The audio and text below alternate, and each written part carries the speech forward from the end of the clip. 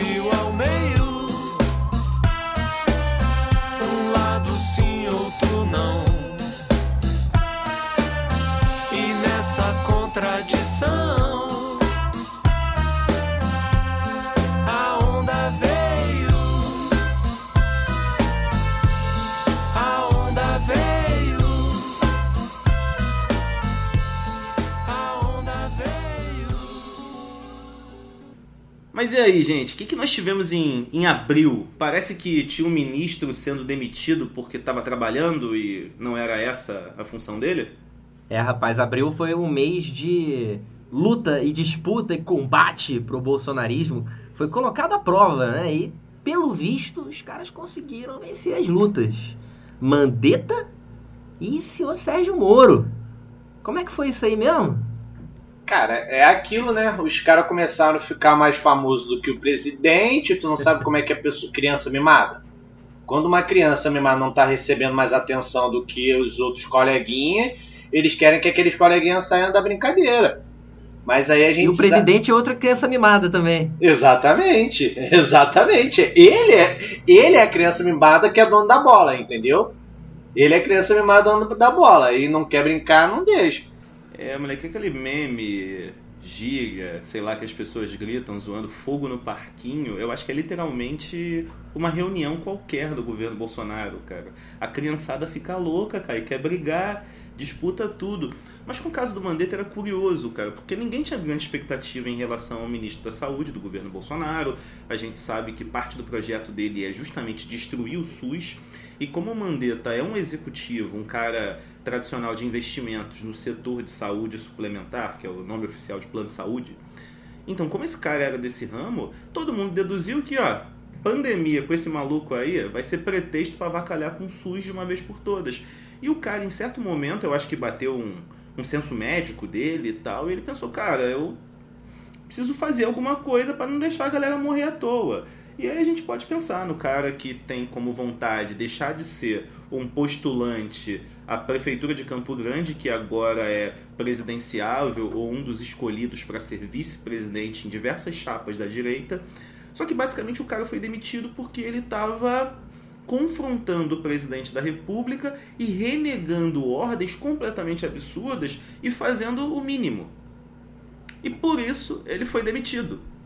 Cara, assim, eu nesses últimos momentos eu tava dando uma olhada, assim, é como a gente internacionalmente a gente ficou com um descrédito absurdo em relacionado à questão da saúde, né? O Brasil virou chacota devido a essas posturas que hoje em dia a gente sabe que a gente não tem ministro da saúde, né? A gente não tem um ministro da saúde, a gente tem lá como é que é? Um especialista em logística, né? Que eles chamam, que é o general não sei das quantas lá, que eles chamam. E assim, infelizmente, durante, assim, na época do Fernando Henrique Cardoso, que a gente pode discordar das posturas econômicas que o Fernando Henrique Cardoso teve, pô, lá com um governo completamente de direita, neoliberal, do PSDB, o Brasil fez uma política pública de combater a AIDS lá no início dos anos 2000, que a gente ganhou reconhecido mundialmente e tal, e agora a gente vira chacota. Olha só como é que as coisas mudaram em menos de 20 anos. Olha como as coisas mudaram pro Revolta da Cachaça ficar pagando pau pro José Serra, hein? A que ponto chegamos? Exatamente, cara. Olha... E uma outra coisa que a gente também não pode deixar de relevar é a questão imagética da coisa, porque eles tiraram o Mandetta, que era um cara que, enfim, independente de todas as nossas críticas, ele estava ali tomando uma postura de alguém que estava realmente se preocupando, pelo menos minimamente, com a saúde pública. E aí, cara, tiraram ele e aí apareceram com aquele maluco que eu achei que tivessem tirado o cara do necrotério. O Tais, Nelson Tais, o maluco era uma múmia. Ele passava o contrário da esperança de vida, né? Quando ele falava. E aí depois tiram ele, fica sem ministro. Aí colocam o general Pazuello, né? O general, que o cara é um cara especializado em logística, paraquedista. E o maluco nem abriu paraquedas, abriu, porque o Brasil seguiu em queda livre, né? Mas vou te falar que ele tá a perigo, hein, cara? Porque nessa questão das vacinas ele tá começando a tomar umas atitudes assim que são necessárias. É preciso fazer alguma coisa pela vacinação, então ele está começando a discordar em certos pontos do presidente, e isso é um perigo, cara. O cara tá trabalhando, mano. Imagina, o presidente não criou os filhos para isso. Imagina querer trabalhar com gente assim. Maluco, dá não. Mas, gente, não tivemos só isso, né, cara? O governo começou aí a... O governo não, né? Na verdade, a oposição, diversos setores do Congresso conseguiram se organizar pela criação do auxílio emergencial que está sustentando famílias até hoje, né, cara? E foi um feito mínimo tomado do governo pela oposição e até pelo Congresso, pelo povo que achou tão importante. E, de fato, esse negócio que o governo nem queria no começo, hoje em dia é a única coisa que o sustenta, né? Como que eles mudaram a postura também, né? De, bom, já que agora perdemos a luta e vamos ter que aprovar um auxílio emergencial de R$600 na época, então agora vamos levantar a bandeira de que nós vamos dá-lo como uma dádiva do governo para o povo. É um populismo isso, cara, muito barato, é curioso, né? Muito bem colocado, Bigo, porque durante muito tempo a gente teve a esquerda sempre sendo atribuída a ela o termo de populista por fazer política social.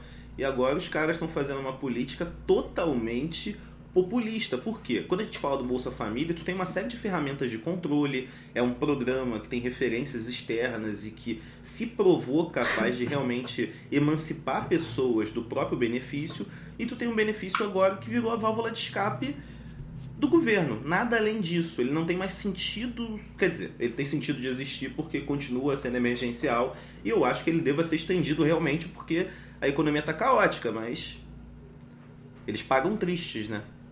É o que é como vocês estavam falando hoje, assim, durante bastante tempo a questão de pesquisa de opinião, principalmente na região norte e nordeste, a perspectiva, né, daquela população perante Bolsonaro era muito baixa, né, não aceitava Bolsonaro. E depois, com esse auxílio emergencial, é possível ver lá um aumento de popularidade. A gente percebe que logo depois, né, você tem aí o Bolsonaro fazendo várias viagens para os estados que fazem parte do Nordeste, do Norte, como uma forma dele, né, assim, ganhar o apoio de lá já pensando em 2022, né? Sim, inaugurando um monte de obra da Dilma, obra até da ferrovia que começou lá com o Ciro, e como se fosse dele, comemorando a realização dele. É um Dutra em relação à CSN, né? Cortou a fita e foi tirar onda. Mas olha só. Hidrelétrica de São Francisco também. Boa lembrança, o Dutra boa lembrança. também capitalizou aquilo pra caramba. Moleque, mas falando em boa lembrança, essa aqui vem do Biro, cara. Então, a gente vai decidir hoje premiar os nossos ouvintes com uma música nova, né, cara? Com coisas ousadas. Então, se tu puder apresentar pros nossos ouvintes aí a música que tu trouxe, do teu amigo Bruno de la Rosa. Essa música é do Bruno com Conrado, e eu acho que ela tem tudo a ver com a quarentena, né? Porque tem uma coisa que a gente nessa quarentena precisou encontrar, foi uma maneira de fugir do ócio. Então, solta o som. Tô na rasteira, feito equilibrista. Sou da feira, tô na pista, sou meu próprio sócio. Tô sambando na ladeira pra que o mundo assista. Eu vou fazer qualquer negócio pra sair do ócio. Eu vou fazer qualquer negócio pra sair do ócio. Eu quero a face da resposta que ninguém encara.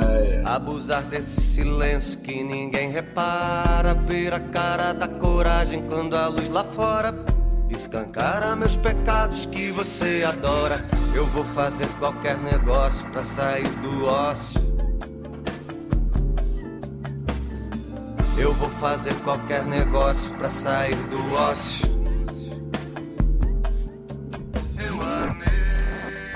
De manhã escureço, Amei demais. dia tarde, O que eu sofri de por causa tarde, de amor. Eu sofri. outros contem passo por passo. Eu morro ontem, já sou amanhã.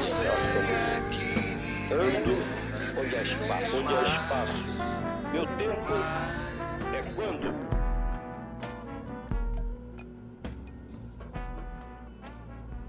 Biro, esse teu amigo no violão é tipo o Marquinho no boteco, cara. O moleque fica à vontade, tem desejo, intensidade.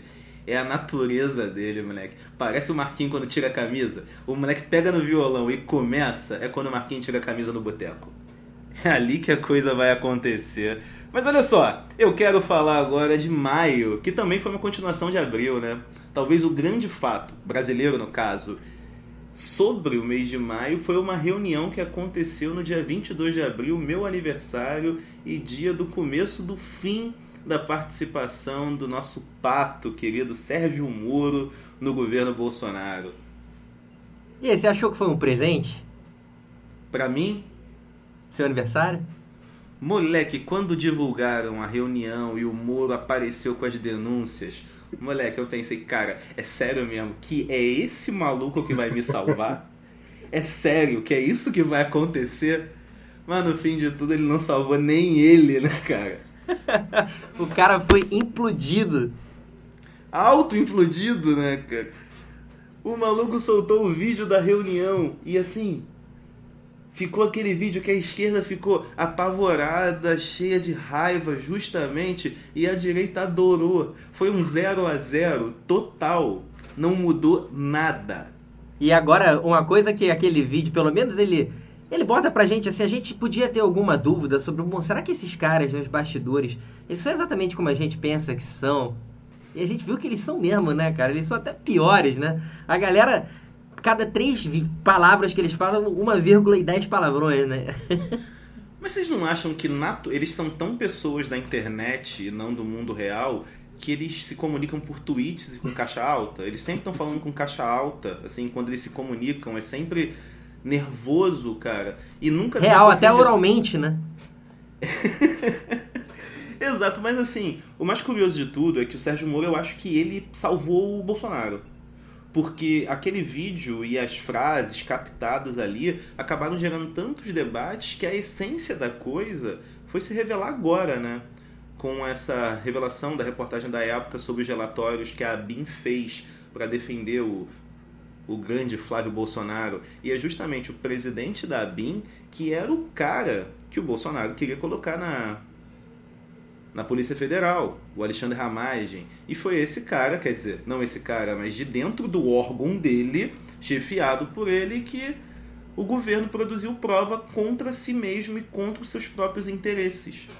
E aí ele está sendo acusado justamente de advocacia administrativa, que eu não sei bem o que é, mas eu acho que esse caso tem a ver com a palavra. Tu tem um órgão administrativo agindo como advogado de um ente privado. Mais uma das muitas de 2020 envolvendo a família Bolsonaro, seus ministérios e seu gabinete. E assim, aconteceram outras coisas em maio. Se a gente for falar dessa família maldita, a gente vai se perder e vai desistir da vida.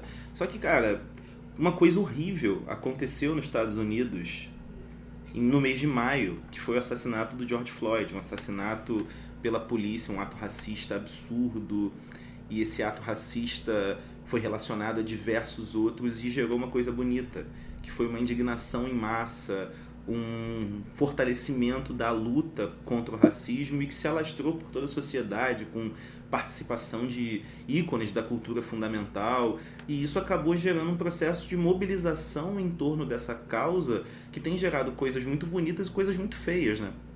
Pois é, porque polarizou-se a sociedade norte-americana em torno daqueles que são ativistas do movimento negro e daqueles que repudiam o movimento negro. E a gente acaba voltando para a década de 60 e vendo que não tem que voltar, só analisar uma continuidade. E você percebe, por exemplo, aquela história de 1964, nos Estados Unidos, quando eles aprovaram os direitos civis, inclusive a luta, né,